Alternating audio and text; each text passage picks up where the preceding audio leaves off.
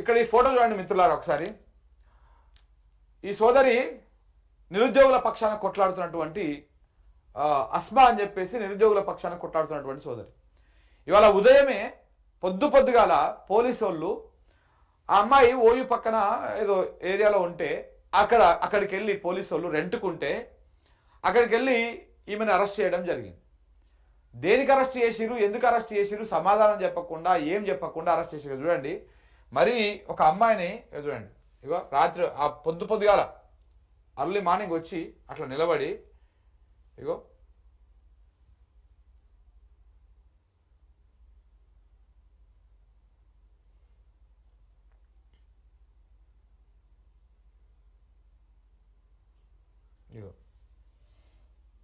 వచ్చి అరెస్ట్ చేసి తీసుకొని పోతున్నారు. దేనికి ఇంత నిర్బంధం? దేనికి? నిరుద్యోగులు వాళ్ళ పక్షాన మాట్లాడుతున్నారని ఇట్లా ఈ రకంగా అది చేస్తాను. రేపు నిరుద్యోగుల సభ పెట్టుకున్నారు వాళ్ళు సూర్యాపేటలో.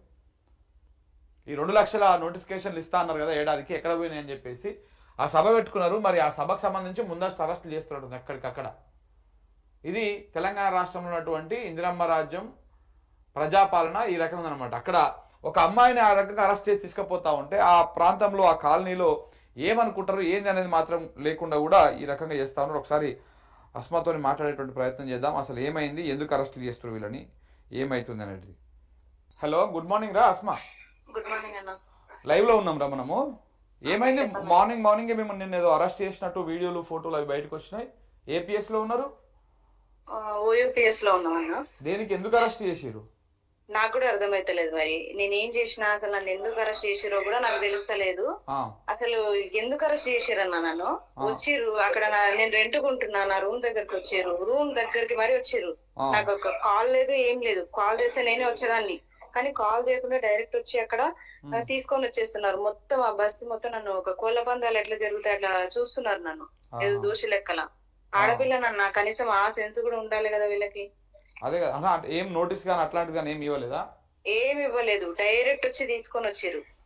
అంటే దేనికోసం అడగలేదా మీరు? అక్కడ పోలీసు వాళ్ళని అడగలేదా? అడిగినాము, అడిగితే ఏం చెప్పట్లేదు. తీసుకొస్తున్నారు మొత్తం 20 మంది దాకా ఉన్నాం, అందరినీ గొర్రెల మంది లెక్క మొత్తం తీసుకొస్తున్నారు, ఒక రూమ్ వేసేస్తున్నారు. అచ్చా, ఇప్పుడు నిరుద్యోగుల పక్షాన మాట్లాడుతున్నారు, అందరిని అరెస్ట్ చేస్తున్నారు. ప్రతి లీడర్ని అరెస్ట్ చేస్తున్నారు. అన్ని పార్టీల లీడర్లని, అదే విద్యార్థి సంఘాలని, మరియు ఇప్పుడు స్టూడెంట్స్ సైడ్ నుంచి ఎవరు ఫైట్ చేస్తున్నారో వాళ్ళందరినీ కూడా అరెస్ట్ చేస్తున్నారు. అంటే రేపు మీరు సూర్యాపేటలో సభ పెట్టుకున్నట్టున్నారు కదా? సూర్యాపేట సభకి అనుమతి ఉంది. ఈ రోజు ముట్టడి ఉందని చెప్పేసి, అలాగే మల్లికార్జున ఖర్గే వస్తున్నారు అని చెప్పేసి అరెస్ట్ చేస్తున్నారేమో అని అనుకుంటున్నా నేను. ఎందుకు అంటే వీళ్ళు చేసే ఘనకార్యాలు మేము పార్టీ పెద్దలకు వాళ్ళ దృష్టికి తీసుకెళ్తామని వీళ్ళ భయం. అంతే కదా. ఇప్పుడు ఎందుకు అరెస్ట్ చేస్తున్నారు మమ్మల్ని? మీకు అంత ఉంటే మమ్మల్ని బయటకు వదిలేసి చెప్పండి, అక్కడికి వచ్చి మా సమస్యలు నిజంగా పరిష్కారం అయితే కావో మేము చెప్పుకునేటోళ్ళం. అంటే మీరు నిరసన వ్యక్తం చేస్తే మీరేం గన్నులు, తుపాకులు, పెద్ద పెద్ద ఆయుధాలు అయితే ఏం పట్టుకొని పోరు కదా, ఒక ప్లకార్డులు పట్టుకొని పోము. అంతే అంతే. దానికి మమ్మల్ని అరెస్ట్ చేసి తెల్లారంగానే తీసుకొని వచ్చారు.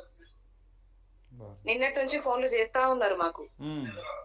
ఇంకా చాలా మందిని నిన్నటి నుంచి అరెస్ట్ చేసిరు. నైట్ మొత్తం స్టేషన్ లోనే ఉంచుకున్నారు. మమ్మల్ని అయితే ఇప్పుడు పట్టుకొని వచ్చారు ఓయో పోలీస్ స్టేషన్ కి.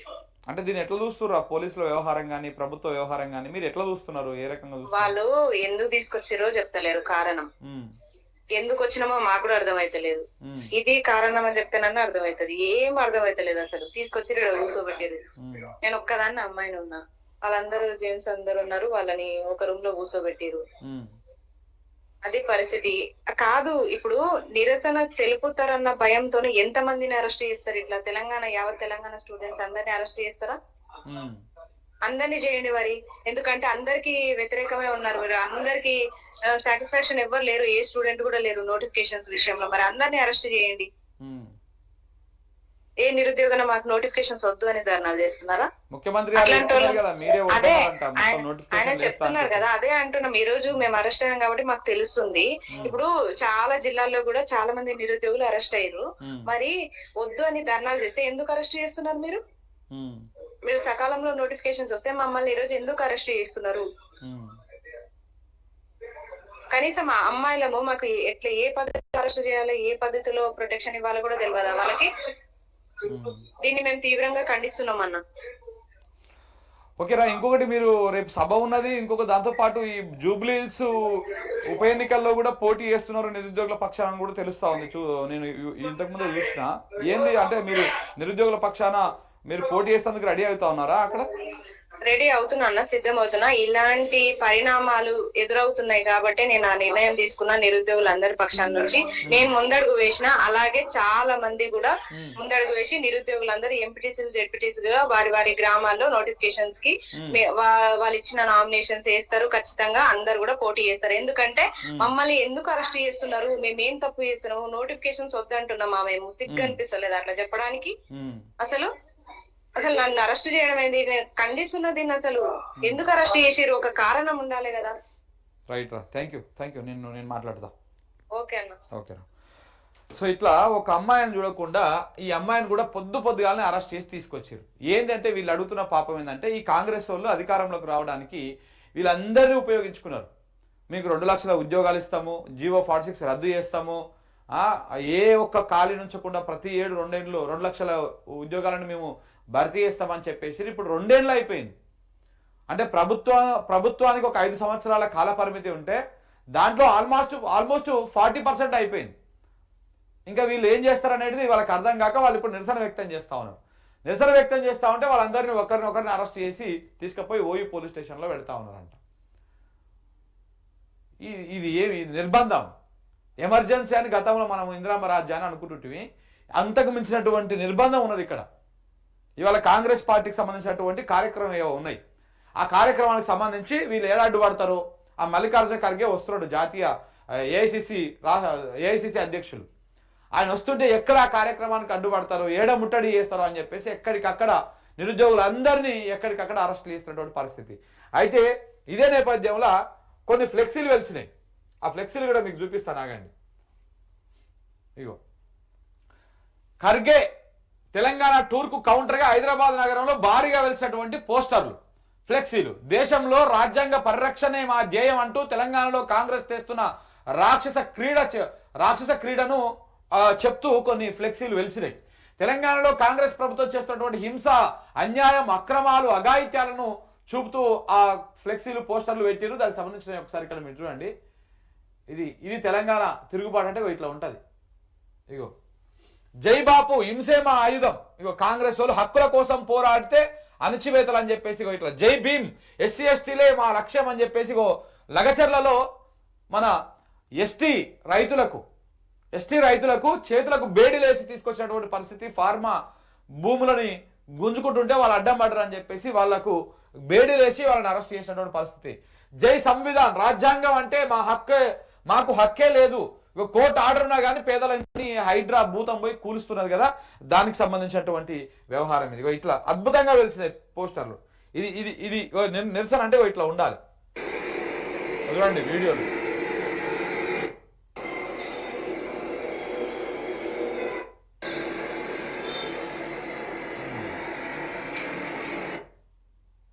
ఇంకో తెలంగాణ హైదరాబాద్ వ్యాప్తంగా ఎక్కడ పడితే అక్కడ బస్ స్టాండ్లల్లా, ఆ పెద్ద హోర్డింగ్లల్లా రాత్రే వెలిసినటువంటి పోస్టర్లు ఇవన్నీ కూడా.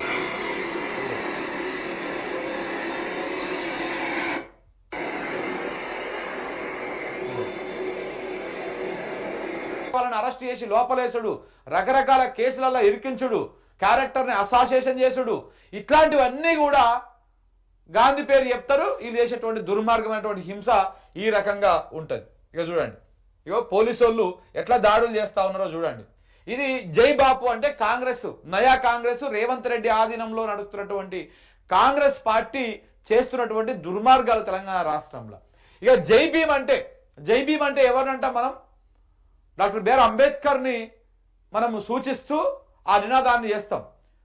జై భీమ్ అని ఇప్పుడు ఇవాళ కాంగ్రెస్ పార్టీ కూడా అంటుంది. మరి కాంగ్రెస్ పార్టీ అంటున్నటువంటి జై భీమ్ ఉద్దేశం ఏందయ్యా అంటే ఇట్లా ఎస్సీ ఎస్టీలే మా లక్ష్యం. మీరు చూడండి, ఫార్మా భూములని, లేకపోతే ఆ భూములని, ఈ భూములని, అయితే లంబాడి బిడ్డల భూములు గుంజుకోవాలి, లేకపోతే ఎస్టీ మన గిరిజనుల ఇబ్బందులు పెట్టాలి. గిరిజనులేమో అక్కడ ఏమైనా గుడిసెలు వేసుకుంటే ఆ గుడిసెలను కూలగొట్టాలి. మన సీతక్క కూలగొట్టాలి. పోయి ములుగుల సీతక్క పోలీసు వాళ్ళు, సీతక్క అధికార గణం అంతా పోయి కూలగొట్టాలి. ఇక లగచర్లలో అదే కథ, ఈ త్రిబుల్ పరిధిలో కూడా చాలా వరకు అదే కథ. సో ఈ రకంగా ఎంతసేపు ఉన్న దళిత మన గిరిజనులు లంబాడి బిడ్డలు వీళ్ళ భూములు వీళ్ళని వీళ్ళని వీళ్ళని ఆగం చేసేటువంటి కార్యక్రమాలే చేస్తా ఉంది ఈ ప్రభుత్వం అధికారంలోకి వచ్చినాక. జై భీమ్ అంటే కొత్త అర్థం చూపిస్తా ఉన్నారు వీళ్ళు. మళ్ళా పేరుకేమో జై భీమ్ అని చెప్పేసి అది చేస్తా ఉన్నారు. ఇంకోటి జై సంవిధాన్, జై సంవిధాన్ అని చెప్పేసి ఇంకొక నినాదం తీసుకున్నారు. మరి ఇక్కడ ఇదేంటిది? మేము రాజ్యాంగాన్ని కాపాడుతాం, మోడీ రాజ్యాంగాన్ని మొత్తం మార్చుదామని చూస్తా ఉన్నాడు, రాజ్యాంగాన్ని తుంగలో దొక్కుతున్నాడు అని చెప్పేసి మన జాతీయ నాయకుడు ప్రపంచ నాయకుడు రాహుల్ గాంధీ గారు ఏమంటారు? ఒక పుస్తకాన్ని చేతిలో పట్టుకొని, రాజ్యాంగాన్ని పుస్తకాన్ని చేతిలో పట్టుకొని ఈ రాజ్యాంగ పరిరక్షకులకు మేమే అని చెప్పేసి వాళ్ళు మాట్లాడతారు. కానీ తెలంగాణలో ఏం జరుగుతున్నది? జర్నలిస్టుల మీద దాడులు, మాట్లాడుతున్న మీద దాడులు ఇంతకుముందు చూసాం కదా. నిరుద్యోగుల పక్షాన గొంతుగా వినిపిస్తున్నటువంటి నిరుద్యోగులను తీసుకుపోయి ఇవాళ స్టేషన్లో నిర్బంధించారు. దేనికోసం? నీ పార్టీ కార్యక్రమం కోసం, నీ పార్టీ కార్యక్రమానికి ఎక్కడ వాళ్ళు అడ్డం పడతారు అని చెప్పేసి వాళ్ళని తీసుకుపోయి నిర్బంధించారు. ఎంత దుర్మార్గం ఇది! వాళ్ళకు లేదా హక్కు? వాళ్ళకి రాజ్యాంగం కల్పించలేదా నిరసన చేయడానికి? వాళ్ళకు వాక్ స్వతంత్రం లేదా? వాళ్ళ వాయిస్ను నొక్కేస్తారా? ప్రాథమిక హక్కులని హరించేస్తారా? అన్నిటికీ సమాధానం చెప్పాలి కదా.